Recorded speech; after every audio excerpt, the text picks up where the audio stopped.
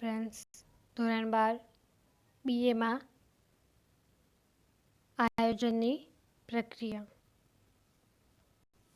આયોજનની પ્રક્રિયા જે આ પ્રશ્ન છે તમારો પરીક્ષાની અંદર 5 ગુણની અંદર પૂછાય છે. તો જોઈએ આપણે આયોજન એક બૌદ્ધિક પ્રક્રિયા છે. આયોજન જે છે આપણે શાના માટે કરવામાં આવે છે? ભવિષ્ય માટે કરવામાં આવે છે. ભવિષ્ય માટેની જે પ્રવૃત્તિઓ જે છે તેનો એક નકશો એટલે કે મેપ બનાવવામાં આવે છે, જેમાં સંચાલન જે છે એ રંગ પૂરે છે. એટલે સંચાલન સારી રીતે તેને કરવામાં આવે છે. ભવિષ્યમાં અનિશ્ચિત હોવાથી નક્કી કરેલ આયોજનને તબક્કાવાર એટલે કે ક્રમવાર પાડવા માટેની પ્રક્રિયા જે છે એ હાથ ધરવામાં આવે છે. આપણે ક્રમ વાઇઝ જોઈએ કે આયોજન કઈ રીતે કરવામાં આવે છે. તો સૌથી પહેલાં તો શું કરવામાં આવે છે? હેતુ નિર્ધારણ. એટલે સૌથી પહેલો તબક્કો કયો છે? હેતુ નિર્ધારણનો. એટલા માટે જ કહેવામાં આવ્યું છે કે હેતુઓની પસંદગી જે છે એ યોગ્ય રીતે થઈ હોય તો જ આયોજન છે એ સંચાલકોને ઉપયોગી નીવડી શકે.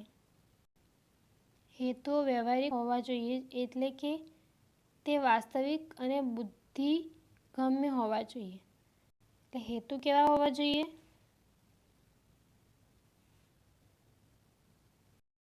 વ્યવહારિક હોવા જોઈએ. હેતુઓની જે તમે સિલેક્શન કરો છો તે યોગ્ય રીતે થયેલા હોવા જોઈએ, જે આપણે આયોજન જે છે એ સંચાલકો માટે ઉપયોગી સાબિત થાય. આગળ આપણે જોઈએ આયોજન આધાર સ્પષ્ટ કરવા. હેતુઓની જે સ્પષ્ટતા જે છે એ કર્યા પછી આયોજન પાર પાડવા માટે તેના આધારો સ્પષ્ટ થવા જરૂરી છે. આ આધારો જે છે એટલે કે શું કરવામાં આવે છે? એને અનુમાનો અને પૂર્વધારણા. એટલે કે તેની પહેલાંથી જ તેને ધારણા કરવામાં આવે કે હેતુઓ સિદ્ધ કરવા માટે આપણે કયા પગલાં લેવા જોઈએ. એકમને અસર કરતા આંતરિક અને બાહ્ય પરિબળોને ધ્યાનમાં રાખી પૂર્વધારણાઓ કરવામાં આવે છે. એટલે જેવી એકમ છે આપણો, તેને અસર કરતા આંતરિક અને બાહ્ય આ બંને પરિબળોને ધ્યાનમાં રાખીને પૂર્વધારણા કરવામાં આવે છે. આ આધારો જો સ્પષ્ટ અને ચોક્કસ ન હોય તો આયોજન જે છે એ સફળ થતું નથી. એટલે એકમને ખાસ કરીને ધ્યાનમાં રાખવામાં આવે છે. આગળ જોઈએ માહિતી એકત્રિત કરી તેનું વિશ્લેષણ કરવું. આયોજનના આધારો સ્પષ્ટ કર્યા બાદ આયોજન માટે જરૂરી માહિતી પ્રત્યક્ષ કે પરોક્ષ રીતે એકત્રિત કરવામાં આવે છે. એટલે જે બી તમે આધારો સ્પષ્ટ કરી દીધા અને એ આધારો સ્પષ્ટ કર્યા બાદ આયોજન માટે જે બી જરૂરી માહિતી ભેગી કરવી હોય, તમામ માહિતી જે છે એ કઈ રીતે ભેગી કરવી? પ્રત્યક્ષ કે પરોક્ષ પણ માહિતી એકત્રિત કરવામાં આવે છે. અને માહિતી એકત્રિત કર્યા પછી તેનું વર્ગીકરણ કરવામાં આવે છે. અને વર્ગીકરણ કર્યા બાદ તેનું વિશ્લેષણ અને અર્થઘટન કરવામાં આવે છે, જેના આધારે પૂર્વાનુમાન કરવામાં આવે તો ભવિષ્યમાં આયોજનનું જે છે એ સચોટ પરિણામ મળે છે. ભવિષ્યમાં આયોજન સારી રીતે સિદ્ધ થઈ શકે છે. આગળ જોઈએ વૈકલ્પિક યોજના તૈયાર કરવી. એટલે ઓપ્શનલમાં આપણે જે બી જરૂરી માહિતી જે છે એ ભેગી કરી હોય તેનું વિશ્લેષણ અને અર્થઘટન કર્યા બાદ વૈકલ્પિક યોજનાઓનું ઘડતર થાય છે. એકમમાં ધ્યેય સિદ્ધિ માટે અનેક વિકલ્પો હોય છે. એટલે ઘણા બધા ઓપ્શન હોય છે, પણ આ બધા જ ઓપ્શનોમાંથી જે બેસ્ટ હોય તે ઓપ્શન આપણે સિલેક્ટ કરવામાં આવે છે. એટલે તમામ વિકલ્પોની યાદી જે છે એ તબક્કા તૈયાર કરવામાં આવે છે, તેને ક્રમબદ્ધ જોવામાં આવે છે. અહીંયા ઉદાહરણ તરીકે આપેલું છે કે કોઈ વસ્તુનું ઉત્પાદન કરી વેચાણ કરવું કે તૈયાર વસ્તુ ખરીદીને વેચાણ કરવું. એટલે કે તમે વસ્તુને જાતે તૈયાર કરીને વેચી શકો છો, કાં તો પછી તેને ખરીદીને બી વેચી શકો છો. તો આ 2 ઓપ્શન થયા કે આ 2 ઓપ્શનમાંથી તમે કયો ઓપ્શન પસંદ કરો છો. એટલે વિકલ્પ છે તમારી પાસે કે આ 2 વિકલ્પમાંથી તમે કયો વિકલ્પ પસંદ કરો છો. આગળ જોઈએ, વિકલ્પોની વિચારણા કરવી.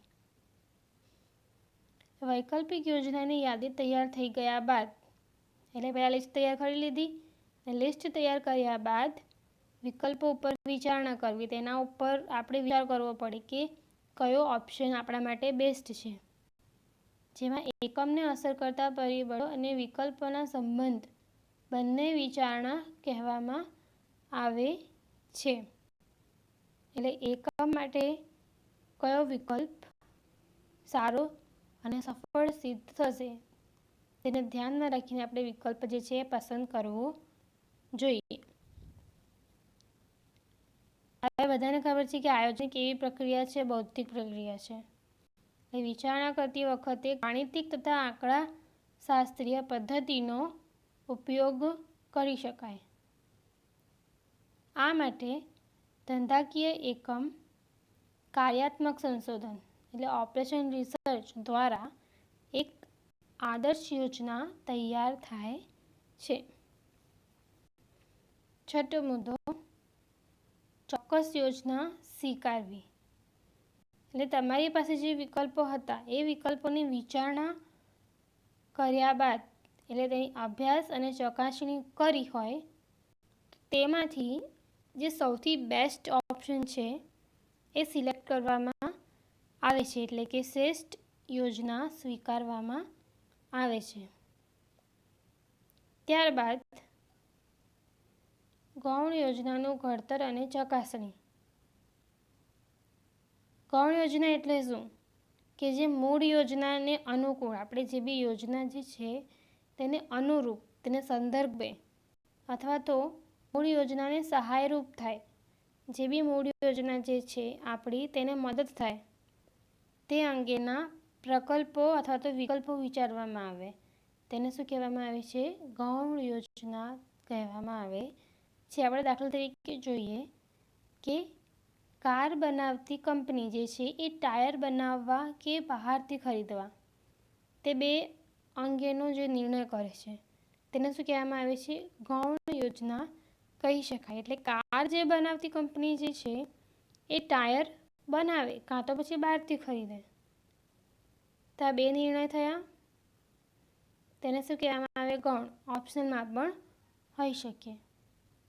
આ ગૌણ યોજના તૈયાર કર્યા બાદ તેની સફળતા અંગેની ચકાસણી કરવામાં આવે છે કે તમે જે ઓપ્શનલ જોયા છે એ સફળ થશે, અને સફળ થશે કે નહીં તેને શું કરવું પડે છે? સિલેક્શન કરવું પડે છે, જેથી ભવિષ્યમાં જે છે એ મૂળ યોજનાને કોઈ પણ અવરોધ નડે નહીં. 8મો મુદ્દો જોઈએ, યોજનાનું મૂલ્યાંકન. તમે જે બી યોજના જે છે એ રચી છે, એટલે ગૌણ યોજનાનું ઘડતર અને ચકાસણી કર્યા બાદ સમગ્ર યોજનાનું શું કરવામાં આવે છે? મૂલ્યાંકન કરવામાં આવે છે. એકમમાં જ્યારે જરૂર જણાય ત્યાં યોજનાનું મૂલ્યાંકન માટે નિષ્ણાતો અને સલાહકારોની મદદ લેવામાં આવે છે. એટલે અનુભવી લોકો જે હોય છે તે યોજનાનું શું કરે છે? મૂલ્યાંકન કરે છે કે હેતુ કેટલા અંશ સુધી સિદ્ધ થયા છે, જેથી સાચો અભિપ્રાય મળે અને યોગ્ય નિર્ણય લઈ શકાય. આયોજન જે છે સતત ચાલતી પ્રક્રિયા છે. જ્યારે આપણે તબક્કાવાર આગળ વધીએ ત્યારે જુઓ અને આગળ વધો. લુક એન્ડ લીપનો સિદ્ધાંત જે છે એ અપનાવવો પડે. એટલે દરેક તબક્કે મૂલ્યાંકન જરૂરી છે. એટલે તમારું જે એક હેતુ સિદ્ધ થઈ જાય પછી તમે બીજા હેતુને સિદ્ધ કરવાનો પ્રયાસ કરો છો. એટલે આયોજન જે સતત ચાલતું રહે છે, એટલે તેના તબક્કાવાર પણ જે છે એ કન્ટિન્યુઅસ રહે છે. એટલે દરેક તબક્કે તેનું મૂલ્યાંકન કરવું જરૂરી બને છે. તો આ હતા આયોજનની પ્રક્રિયા.